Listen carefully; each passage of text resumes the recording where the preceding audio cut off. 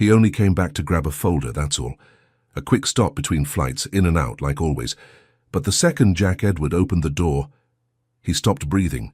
There, in the living room, his sons, Finn and Liam, were curled into the lap of the maid, eyes closed, smiles soft, cheeks pressed to hers like they'd always belonged there.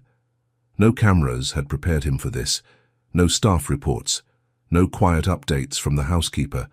What he saw broke him, not with rage, not with fear, but with the sudden ache of realizing he hadn't been here, not in the room, not in their lives, not in his own heart. And what was worse, they were finally okay, without him. Grief didn't just visit Jack, it gutted him. When Melissa died, something in him went dark, still walking, still breathing, but gone. He stopped listening, stopped showing up, stopped believing that anything tender could survive a world so cruel. So he did what men like Jack knew how to do. He worked, he left, he built distance between himself and the ache. Trips turned into escapes, meetings became his medicine. Every flight away from home was one more mile between him and the life he no longer knew how to hold. The house ran like a machine, quiet, clean, empty. He hired everyone money could find, but no one stayed. Not because they weren't skilled, but because you can't fix a soul with checklists. And then came Christine James. She wasn't loud. She wasn't trained in trauma. She just came when they called and stayed when they asked her not to leave. And somehow, God used her silence like a song. That day, when Jack walked in and saw his sons wrapped in her arms, their tiny hands clutching her shirt like it was the only safe place in the world, something cracked. Because for the first time in months, he saw peace. Not the kind you schedule, not the kind you earn, but the kind God places quietly in the hands of those who show up and stay. Jack didn't say a word. He couldn't. He just stood there, phone still in hand, world still spinning. And in that quiet, God whispered to his heart the one thing he'd stopped believing. This is still your home, but first, you have to come back. Before we begin this story, can I ask you something? When was the last time you stopped running? Stopped pretending you were okay? Stopped long enough to feel what you've buried? If you've ever walked through grief, if you've ever felt lost inside your own home, if you've ever wondered if God could still reach you after everything you've shut down, then this story is for you. Click subscribe, like this video, and tell us where in the world you're watching from. And as you watch, I pray something in this story reminds you, God doesn't need you to be perfect. He just wants you to come back, even if it's messy, even if it's broken, even if all you can do is stand in the doorway and cry. Let's begin. The wheels of the black sedan hadn't even cooled when Jack Edward stepped out, suit jacket still creased from the plane, eyes blank from the boardroom. It was supposed to be a 48-hour trip, but somewhere between Chicago and the silence he carried inside him, Jack had lost count. He didn't call ahead, didn't text the staff, didn't even tell the driver he was coming back. He just showed up, like a ghost re-entering his own home. The door opened with its usual hiss of automation. Same marble floor, same polished air, same emptiness. He didn't expect anything to be different, and maybe that was the problem. Jack walked through the entryway with the same half-scrolling thumb and dead-eyed focus he used in meetings, one step ahead of feeling, always one step removed from where he was. Until he heard it. A sound he hadn't heard in months, maybe longer. It wasn't music, not exactly. It was humming, low, gentle, untrained. The kind of sound a person makes when they think no one is listening. He turned the corner, half expecting a broken speaker or a forgotten TV, and then he saw them, his sons, Finn and Liam, one on each knee, tiny fingers tangled in her apron, their faces tucked into either side of Christine's neck. Smiling, smiling, not wild, not manic, not desperate for attention, just content, like they were right where they belonged. Christine didn't notice him. Her head was slightly bowed, humming a tune no one taught her. Just something she must have made up. Her arms were wrapped around the boys, not tight, but firm, like she knew they'd fall apart if she let go too soon. Jack froze in the doorway, not in anger, not even in confusion, just stillness. The kind that comes when your soul recognizes something your brain hasn't caught up to yet. He didn't speak, didn't move. He simply watched. The boys breathed in sync with her chest. Every rise and fall, every tiny sigh of safety, as if they'd found something sacred and decided to stay. Something inside Jack cracked, quietly. Not like glass, more like ice melting around the edges. He hadn't seen them like this since Melissa died. Maybe not even before that, and God help him. He wasn't sure if he felt relief or grief or shame. Maybe all three. He looked down, realized his hand was still clenched around his phone. An unread message from a venture partner blinked at him. He didn't open it. He just turned slowly, backed out of the room like someone who'd walked into a chapel mid-prayer. No one had seen him, but something had seen him. He felt it. Upstairs, the hallway stretched longer than usual. He passed Melissa's music room without looking in, past the empty nursery chair he never sat in. He entered his office, but didn't sit. Just stood in front of the tall window, looking out across the cold, perfect lawn. A man with everything, and nothing. The silence in the house had always been his sanctuary, his fortress, his deal with the grief. But now it felt like judgment. Like every square inch of marble echoed a question he'd been avoiding. Where were you? Where were you when the boys cried in the night? When they reached for someone who wouldn't disappear by morning? Where were you when love asked for presence, not performance? Jack closed his eyes, and for the first time in months he didn't hear numbers or deadlines. He heard her, Christine, humming, steady, unhurried. He didn't know what song it was. Maybe it wasn't one. Maybe it was just a sound she made to tell two little boys, "You're safe now." And somehow, in a way he couldn't explain, he knew it wasn't just for them. It was for him, too. She hadn't seen him in the doorway, hadn't heard the soft click of the front door behind him. But still, she held them, still humming, still here. And as Jack turned away, quietly, almost reverently, something inside him whispered what he didn't yet know how to say, "Don't leave." That night Jack stood over the sink long after the dishes had been cleared. He hadn't touched his dinner, didn't remember sitting down. The house had grown quiet again, but this silence wasn't clean anymore. It was thick, full of questions he wasn't ready to ask. Christine was somewhere down the hall, settling the boys for bed. She always moved quietly, like someone who knew the cost of peace and didn't want to waste it. Jack stared out the kitchen window. It was raining lightly, the kind of soft drizzle that barely kissed the glass but carried its own kind of ache. He didn't usually notice things like that, but tonight he did. Earlier, he had reviewed the security footage. He didn't know why. Maybe he needed proof that what he saw was real. Maybe he needed a reason to feel angry. He clicked through the hours he'd been away, expecting something. What he found was silence, not emptiness, but peace. Christine reading to the boys in the living room. No big voices, no overstimulated noise, just quiet rhythm. She didn't force them to sit. She didn't demand focus.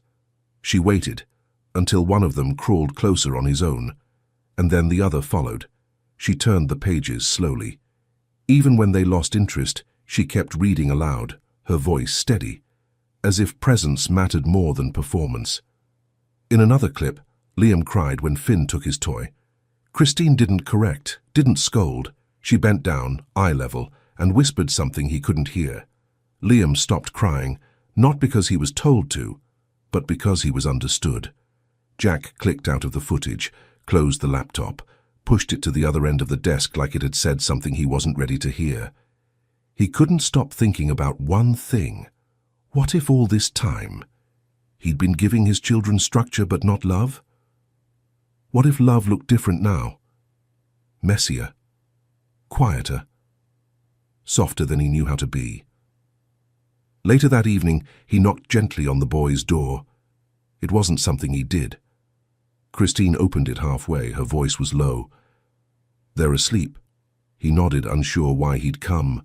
Her apron was folded over one arm, her shoes already off. Hair tied back loosely, a smudge of flour on her wrist.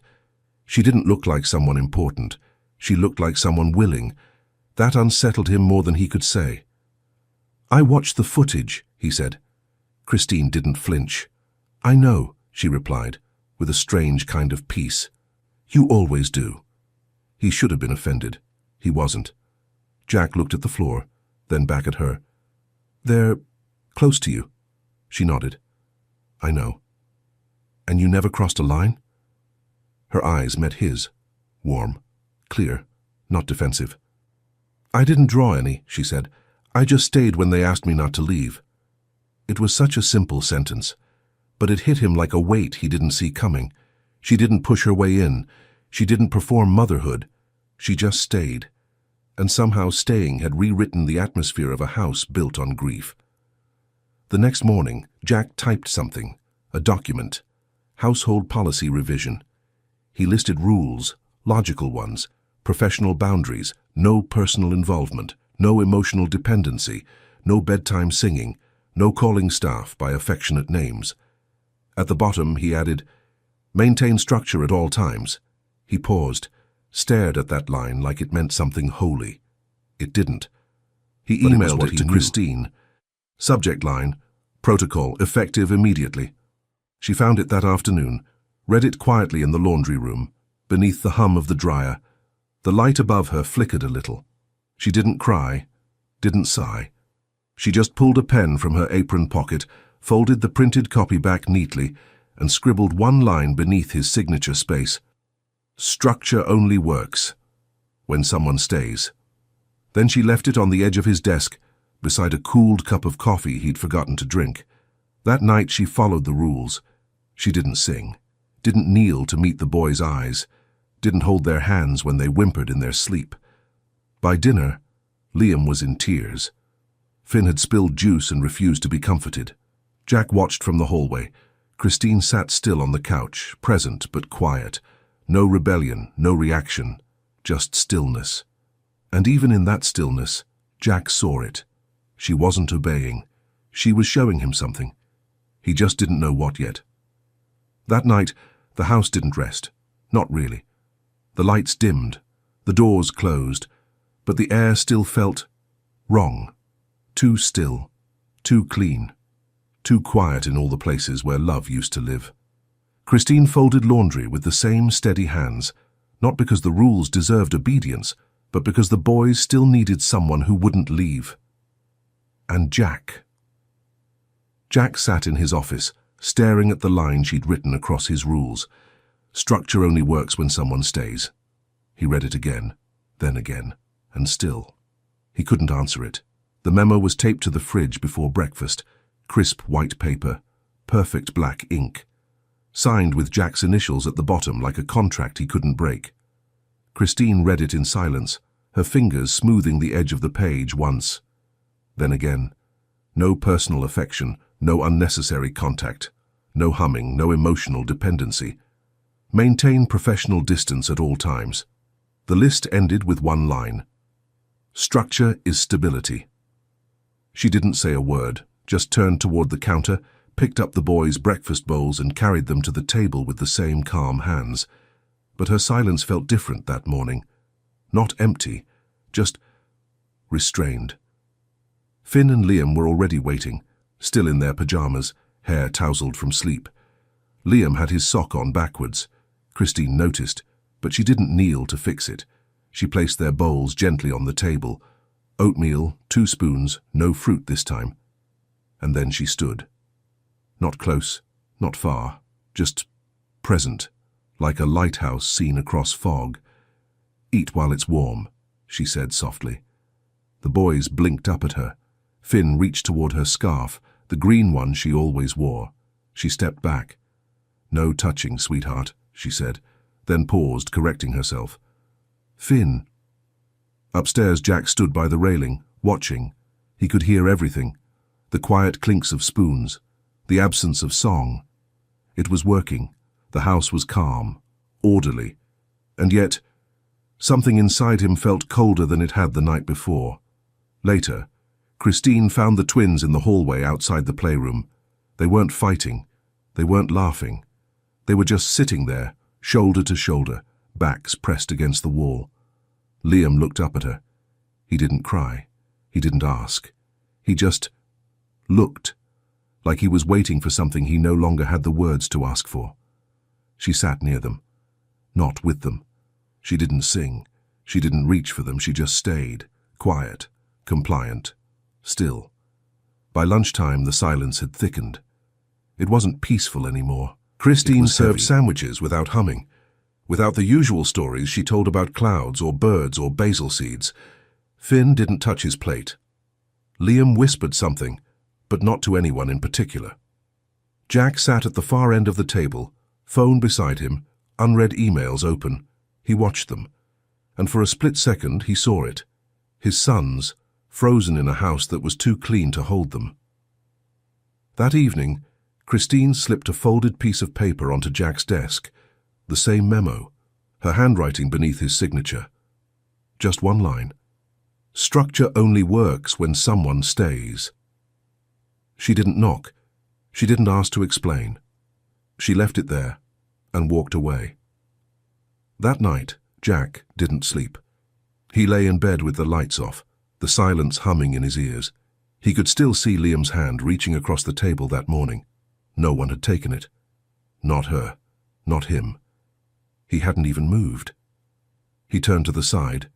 Melissa's pillow was still there, still untouched after all these months. He used to think it was a way to honor her. Now he wondered if it was just another way to run. At 2:17 a.m., he found himself in the hallway again, drawn by something he couldn't name. He stopped outside the nursery, didn't open the door, didn't knock. He just stood there, heart tight, breath shallow. Inside, the boys were asleep. Christine sat on the floor beside them, back against the crib, her scarf around her neck again. She was humming, soft, steady. The tune barely touched the air. But it was there. She had broken the rules. And Jack was glad she did. The memo was still taped to the fridge, untouched, unread, unfelt. But in the nursery, where two small boys slept without fear and a woman hummed songs that had no name, a different kind of rule was being written, one made of breath, of presence, of grace. And Jack, still standing at the door, knew this time he wasn't looking at a breach of order. He was looking at something that might save them all. Jack watched more now.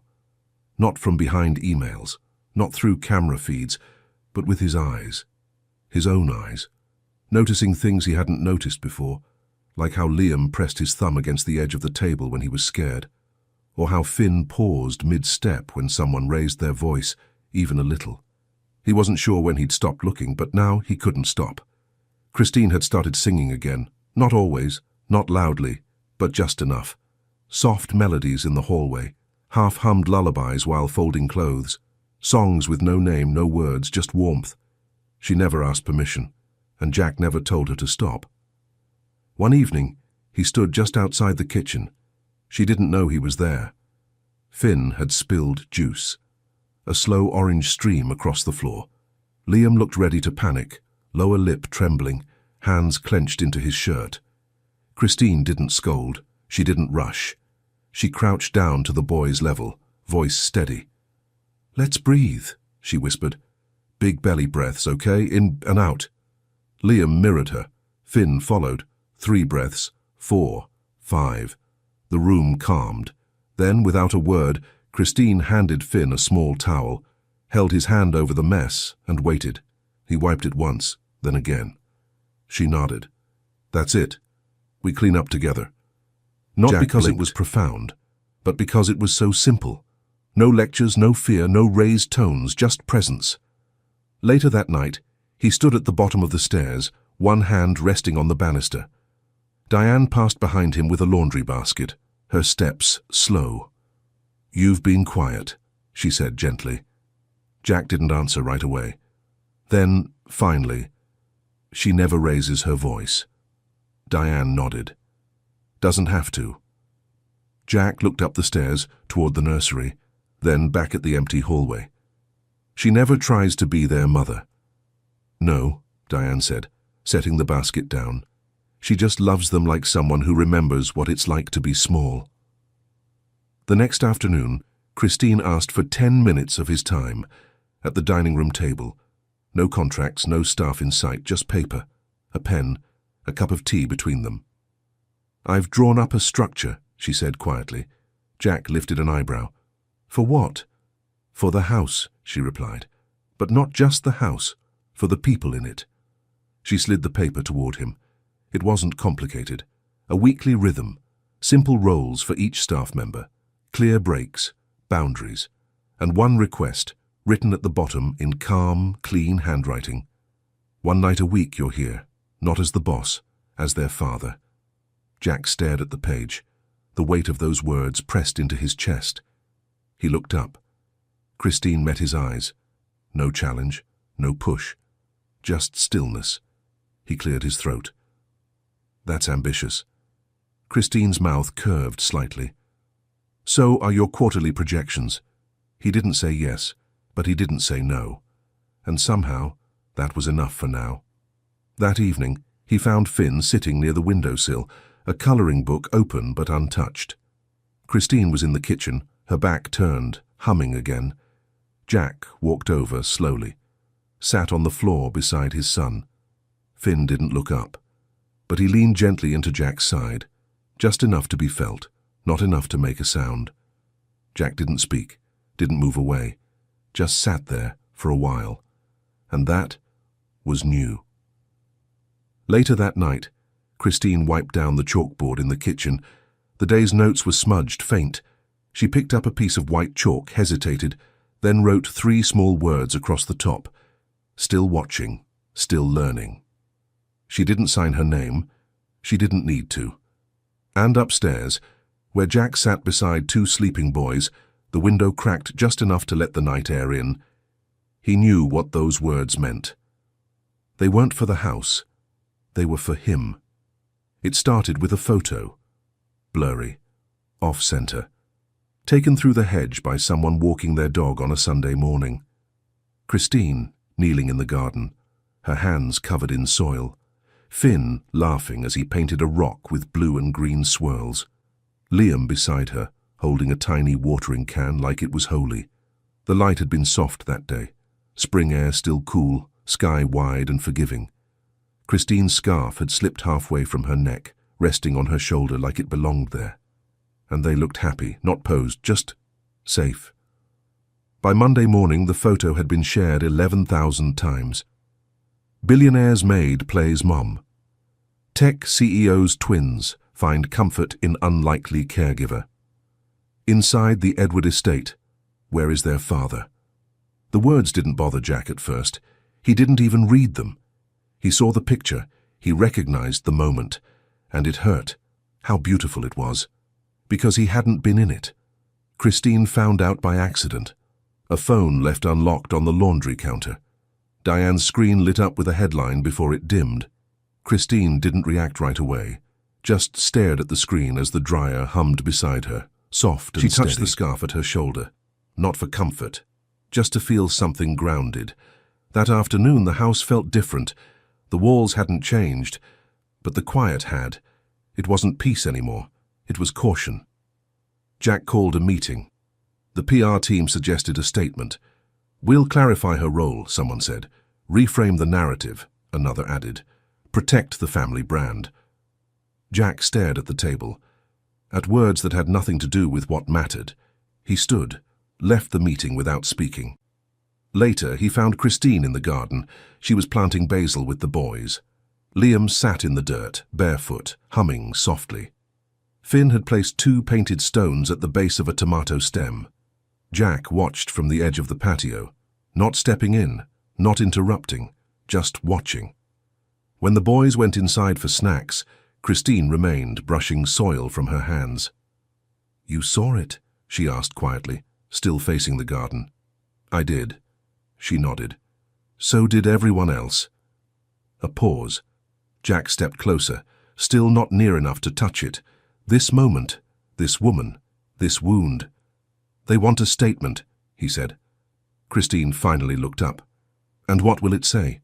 Jack hesitated. That you're the help, that I'm aware, that it's being addressed. Christine nodded again, but her eyes, they didn't agree. I didn't ask for attention, she said, and I never asked to be their mother. I know, Jack replied. She stood wiping her palms on her apron. Her voice was low but steady. They just needed someone to stay when everyone else left. Jack swallowed. The air felt thick. They don't see that, she added. They see a headline, a mistake. You're not a mistake, he said quietly. That night, Jack sat on the edge of his bed. Laptop open, PR statement blank. He typed something, deleted it, typed again, deleted again. Finally, he shut the screen. The silence in the room felt louder than ever. He didn't want to protect his image. He wanted to protect them. The next morning, the headlines hadn't stopped, but neither had Christine. She made pancakes, cut fruit, braided Liam's hair when he asked, lopsided, messy, perfect. Jack watched her from the hallway. She looked tired, but not defeated. The boys didn't know about the internet, about shame, about optics. They only knew the scarf still smelled like lavender, and her lap still felt like home. That evening, Christine didn't hum. She just rocked gently in the nursery chair, Liam curled against her chest, Finn asleep at her feet on a folded blanket. Jack stood in the doorway, not hidden this time. He was there, really there. He didn't speak, didn't plan, just watched the way her fingers moved. Slow, steady, like someone who knew how to hold a storm without trying to stop the rain. It started with Liam's cough, soft, harmless, barely more than a whisper in the night. Then came Finn's shiver, the kind that made Christine stop mid-step in the hallway, because something in her, something from long ago, recognized that sound. By midnight, both boys were burning up, skin flushed, breaths shallow, their tiny bodies too still. Jack stood at the door to the nursery, eyes wide, arms stiff at his sides, like a man facing a storm with nothing in his hands. Christine didn't panic. She moved calmly, quietly, placing cool cloths on their foreheads, checking pulses, whispering comfort like a prayer she knew by heart. When Finn whimpered in his sleep, she leaned in. I'm here, she breathed. I'm still here. Jack watched. Something in his chest tightened. Not panic, not control, helplessness, the kind he had no system for. At 2:08 a.m., he finally stepped in, stiff, unsure, eyes hollow. What do I do? He asked. Christine didn't look up. She just handed him a wet cloth and pointed to Finn's cheek. Cool him gently. Keep your hand steady. He knelt, awkward, like his knees forgot how to hold weight. His hands shook. I don't know how to do this, he whispered. Christine didn't correct him. She didn't fill the space with reassurance. She just said the words that mattered. You don't have to know. You just have to stay. The room was warm, dim. Liam stirred in his fever sleep. Jack reached for him, and the boy, barely conscious, turned toward the sound of his father's breath. Not his words, not his touch, just the breath. Jack sat down hard on the floor and didn't leave. At 3:17 a.m., Christine leaned back against the wall. The boys were still burning, but their breathing had steadied. Jack's shirt was damp with sweat. One of the twins had curled into his lap, the other against Christine's shoulder. And in that small, heavy room, something broke. Not the fever. Jack. Quietly. Finally. He bowed his head, pressed his hand against his eyes, and let the grief come. Not loud, not messy, just real. The tears weren't for Melissa. They were for everything that came after. The numbness, the silence, the way he'd left the house but never really left the pain. Christine looked over, didn't say anything. Just reached across the rug and placed her hand over his, not as comfort, but as permission. You're allowed to feel this, and still stay. By dawn, the fevers began to drop. The room smelled of lemon balm and damp cloth. Sunlight touched the windows without asking for anything. Christine sat in the rocker, eyes closed, one hand resting on Liam's back. Jack hadn't moved. Finn was still asleep against his chest. The world was quiet, but not empty. Later, Christine walked into the kitchen. She didn't speak, didn't make noise. She picked up a piece of chalk and wrote 3 words on the board above the stove. Everyone stayed. No signature, no explanation, just that. Jack stood in the hallway, watching her hand leave the board. He felt something rise in his chest, small, unfamiliar. Not relief, not pride. Something softer, like belief. Beginning again. The house had never been this quiet, not even after the funeral. But this silence didn't feel like absence, it felt like surrender, like presence that no longer needed to be explained. And as Jack turned back toward the nursery, his sleeves still damp, his chest still aching, he whispered to no one in particular, "I stayed." As if saying it out loud might make it real. The fever broke, but something else stayed broken. Not in the boys, not in Christine, in Jack. The morning after, the house moved slowly. No meetings, no press calls, no scheduling apps buzzing. Just warm toast, 2 blankets on the floor, a cold cup of coffee no one drank. Jack sat at the kitchen table, eyes red, sleeves rolled to his elbows. Christine moved around him, not avoiding, not approaching, just with him. There was nothing to fix, nothing to say. The night had already spoken. He found the boys in the living room later that afternoon, both curled on the rug beneath a window, crayons scattered around them like flower petals. The light fell soft across the carpet, long beams of quiet. Liam looked up and reached for Jack's hand without hesitation. Jack sat down beside him, slowly, carefully, as if something holy had settled on this house and he didn't want to disturb it. He didn't speak. He just let Liam climb into his lap. Finn soon followed, and there, in that sacred hush of a room once ruled by control, he let them be close. Christine watched from the hallway for a moment. She didn't enter, didn't interrupt. She just smiled, small, tired, real, and walked back to the kitchen. She had started something, but she didn't need to own it. She only needed to keep holding space. By evening, the quiet was starting to feel like peace, until the black car pulled up, and Victoria stepped out. Jack's mother hadn't visited since Melissa's funeral. Too many headlines, too much grief, too many reasons to stay safely distant. But now, with stories spreading and photos still circulating, she'd arrived. Silver hair pinned tightly, pearls like armor, shoes that didn't tolerate carpets. She walked into the house without knocking, the kind of entrance built from old money, old pain, and a voice that had always been listened to. Christine was in the kitchen with the boys, washing grapes. Victoria stopped in the doorway. "This is the woman?" Christine turned. "Hello." Victoria didn't answer. She turned to Jack instead, her voice sharp enough to chill the room. "You've let this go on long enough." Jack didn't flinch, didn't defend. He looked down at the boys, Liam holding a paper towel with 3 grapes inside, like it was something precious. Victoria crossed her arms. "This is inappropriate, Jack. You know how this looks." "She's not pretending to be their mother," he said. "No," Victoria replied. "She's something worse. Confusing, unprofessional, emotional." Christine said nothing. She picked up a dish rag, folded it once, then again. Stillness was her defense. Jack knelt beside the boys. He wiped Finn's hands gently, then looked back at his mother. "She's the only one who didn't leave." Victoria blinked. Jack stood. He didn't raise his voice, didn't posture. He simply said the truth. "We're not trading their peace for your approval." That night the house was quiet again, but it wasn't fragile anymore. It was firm. The boys were asleep by 8. Christine sat on the nursery floor, sorting blocks and broken crayons into a small box. Jack stood by the door, unsure whether to speak. She looked up. "You didn't have to say that," she said softly. "I did." Christine smiled. Tired, kind, not triumphant. "Most people don't." Jack walked in, lowered himself to the rug.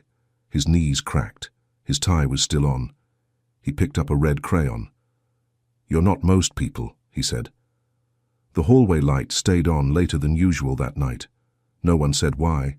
No one turned it off. The carpet held the shape of where they'd sat, crayon marks, warmth pressed into its fibers, like evidence that something human had happened here. And though nothing dramatic changed, something quiet had. Jack had drawn his first line, not in ink, not in power, but in presence. And for the first time. He didn't look back. The headlines didn't stop, not even after the press team went silent. Not after Jack shut down interviews, declined statements, refused to spin the story. Still, the internet buzzed. Who is Christine James? A maid or a mother? Behind the Edward estate's closed doors. She ignored it, as she always had, until the letter arrived. It came folded in a plain envelope, slid beneath the back door during nap time. No name, no return address. Just one line in careful script. "We don't need your story framed. We just want the truth, and we'll give it room to breathe." It was signed by a local journalist, not tabloid, not loud, just a woman known for listening. Christine stared at it for a long time. She didn't answer right away. That evening, Jack found her in the garden. The boys were asleep. The basil had finally taken root. She sat on the bench alone, the envelope beside her. Jack didn't ask what it was. He just sat down beside her, hands folded, shoulders close but not touching. After a long silence, she finally said, "They want to tell the truth." Jack looked out across the garden, then at her. "What truth?" Christine's voice didn't shake. "That I stayed, not because I was hired to, but because they asked me not to leave." Jack nodded once. "They'll twist it," he said quietly. "I know." Another pause. "But I'm tired of being someone people explain." She looked at him then, clear, calm, brave.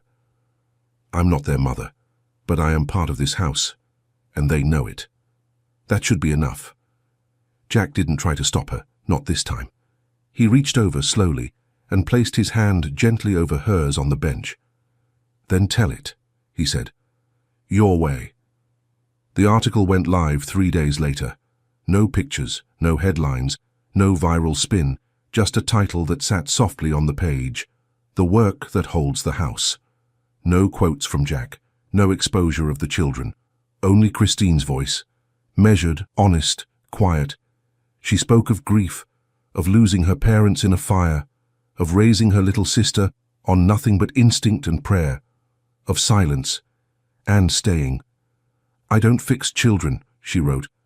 "I don't replace mothers. I just stay in the room long enough for them to remember they're still loved." There were no interviews, no book deal, no follow-up. But something changed. A neighbor left a casserole at the gate. Someone dropped off sidewalk chalk and a box of strawberries. The mailman asked if Christine could teach his wife how to grow basil, and when the delivery woman brought groceries, she handed the receipt to Christine, not the security guard. Jack read the article alone, twice, then a third time.